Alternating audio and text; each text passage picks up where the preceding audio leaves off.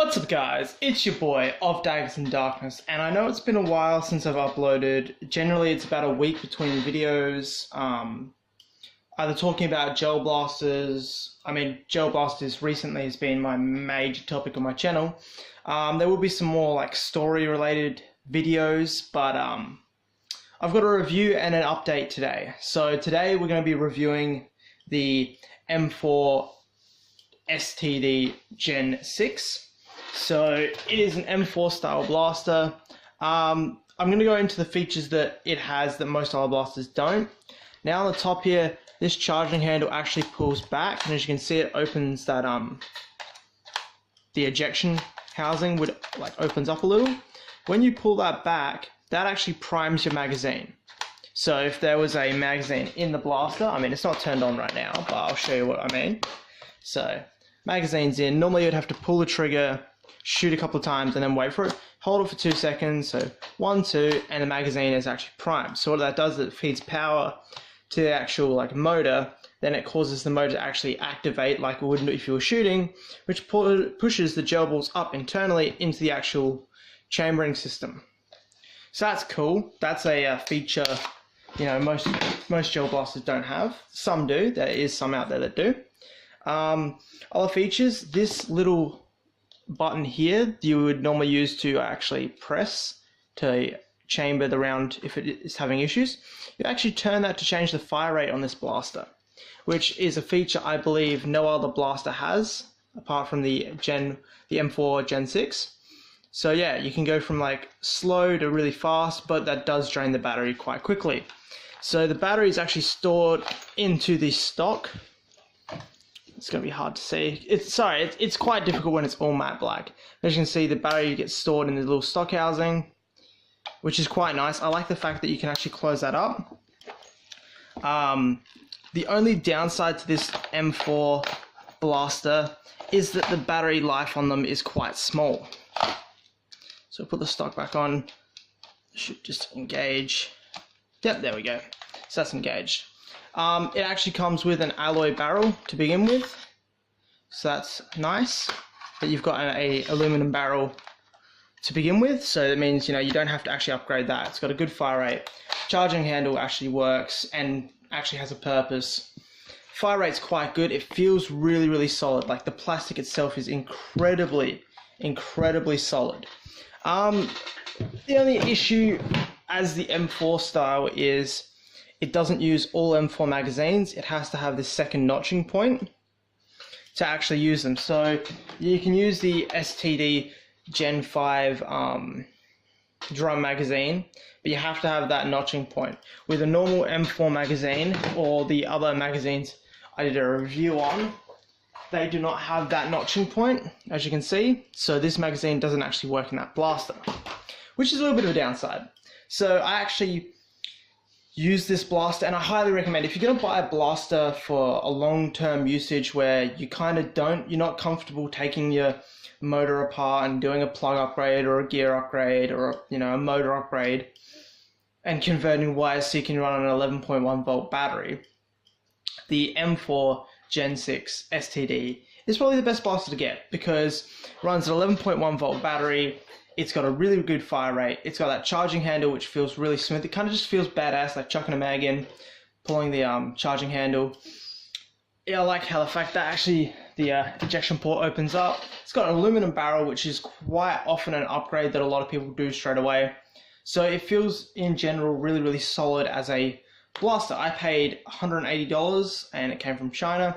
The other cool feature is if you actually put a magazine in, lock it in, press the ejection button, it drops the magazine out. Now a lot of blasters don't do that. You have to physically pull it out. It means you can mag flick, so if you're right-handed, you can press, flick the magazine out. So that's kind of cool. I just like that as a feature on it. All the rail mounts work perfectly. It comes with a grip, comes with some fold-up sights and a fake ELO sight. But apart from the fake sights, it's just a solid blaster. I actually like the grip because it's actually a sturdy grip. But it's quite a good blaster. Now this is going to be an update as well, so I'm going to get to the update portion of the video now. Apart from saying that this is an amazing blaster, it's probably the best AR blaster I have. Okay, so last Sunday, okay, I'm also going to reveal the state I actually live in because this is going to help a little bit for some people, and some people will understand. You know, there has been obviously a lot of controversy with people, that guy getting shot in Queens, the security guard getting shot, and the kids getting shot on Halloween. This is a toy, and you know you shouldn't use it irresponsibly. So that portion said, because you know it's just stupid. If you're going to use it, use eye protection, you know, etc. We actually had a skirmish in SA. I'm not going to give away where in SA, but in SA, and it went great. We actually put up flags. We have signs, and it's quite good. It's a good day out, you know. The good parts to what we do and what the organizer of the skirmish does is he actually notifies the police. So the police know if, you know, if anyone calls in anything, they generally know that it's us actually playing and having our skirmish, which is probably the smartest thing you could ever do. Like for a skirmish wise, like it's just smart doing that. So our skirmish went for, I think it was from, I don't know, 9 o'clock till 3 o'clock, and we had a break for about an hour for like lunch and stuff. But the skirmish itself was incredibly good. A lot of, not a massive amount of people came, probably around 20 people came. But it was good. Like, we did it in a public area, and I believe it's a public park. People walked past, we had signs up, you know, if people walking past, you know, we obviously weren't shooting our blasters. We had a cordoned off area where we're actually playing our games. We had a tent, you could say, that was for kind of like socializing and just storing our equipment, which there was always someone there just chilling, just to take questions. But, you know, we didn't have any issues, and that leads me to believe that, you know, this hobby won't die. It just really, really needs the support of people not doing the wrong thing.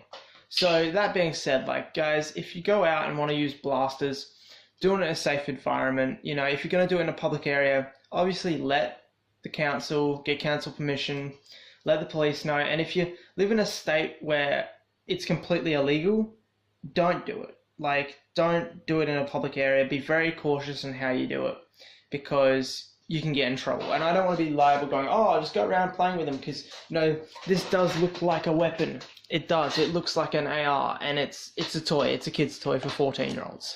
I think they're targeted like between the ages of like 8 and 14 or something. Something funny where like airsoft is like, you know, 15 and onwards. But yeah, guys, just remember to respect, you know, the players, respect the people that actually organize the events, and respect the local laws and stuff like that. It's one thing to complain about it, but, you know, if you don't respect the laws, you're not going to be able to change them if you're just going to break them and stuff like that. So I don't honestly think the gel blaster community is going to die. It'll be interesting to see how it goes from now on. One thing I kind of want to see, and I'm doing a little bit of digging into, is Claymore trip mines. You know, like in Call of Duty, you get the Claymore mine. It's got the 2 little lasers. They've released images of it, and basically it's a Claymore. You can hand activate it or use a wire, and it shoots out just, I don't know, like 100 gel balls or how many you fill in. But it just uses 2 springs and like a net, and just opens up, chung, shoots them out. So I'm going to look at speaking to the government or border security and probably police officers to actually see if we can buy them and have them imported in, because like it's one of those things, it's like it looks like a mine, and I don't particularly want to import it and then get in trouble for owning it, or like get in trouble for trying to import it, even though it's a toy. So I'll definitely have a chat to authorities before purchasing something like that, if you know what I mean. So I'll update you guys on how that conversation goes. But yeah, hopefully I'll have some good information at the end of it. And I'll catch you guys next time. Don't forget to like and subscribe. Please comment if you've got any questions. I do see them. I do try and get to them when possible. I've been incredibly busy this last about 3 weeks. It's just been absolutely crazy, and you know, if I don't see a comment or if I don't reply within like, you know, 24 hours, I am going to reply, you know. If not, just hit me up on Instagram. Please guys, go check out and sub to my Instagram. of Daggers and Darkness, same as my YouTube name.